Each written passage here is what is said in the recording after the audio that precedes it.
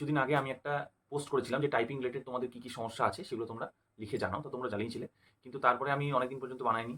আজকে এতদিন পরে বানাচ্ছি, তার কারণ হচ্ছে যে আমার ভিডিওগ্রাফার বা এডিটর যে ছিল সে আমার সাথে ছিল না, তো তাই আমি তখন বানাতে পারিনি। আমি নিজে এডিট করতে পারি না যেহেতু। এবার ব্যাপার হচ্ছে যে যে সমস্ত কোয়েশ্চেনগুলো আছে সেগুলো নিয়ে আমি এখন ডিসকাস করছি।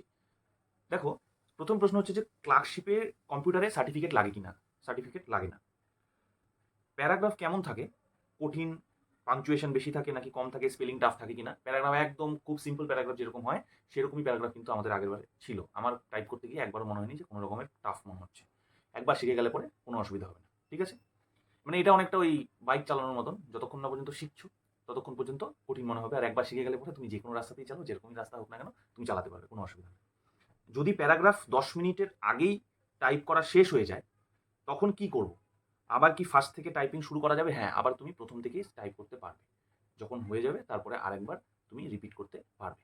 এছাড়া আরও যে সমস্ত কোয়েশ্চেনগুলো ছিল তার মধ্যে বেশিরভাগেরই আমি আনসার দিয়ে দিয়েছি। এবার টাইপিং রিলেটেড আমি ভিডিও আপাতত আর বানাচ্ছি না, তার কারণ আমি চাইছিলাম যে তোমরা যাতে অ্যাটলিস্ট টাইপিংটা স্টার্ট করে দাও। যারা দেখছো তারা অলরেডি শুরু করে দিয়েছো।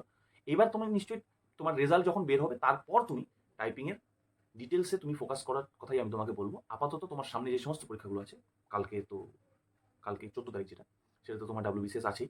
আর হচ্ছে এরপরে মিসলিনিয়াস যেটা আছে সেটাতে তোমরা ফোকাস করো। আমিও সেই রিলেটেড ভিডিও জানতে থাকবো। টাইপিং রিলেটেড আমি আপাতত এখানেই শেষ করছি। ও আরেকটা কথা, একজন কমেন্ট করেছিল যে মেডিকেল সার্টিফিকেটে কি লাগে না লাগে সমস্ত কিছু বলে দেবো, কিন্তু একবার রেজাল্টটা বের হয়ে যাক, রেজাল্টটা পাবলিশ হয়ে যাক, তারপরে কিন্তু সমস্ত কিছু বের মানে আমি বলতে পারবো, ঠিক আছে।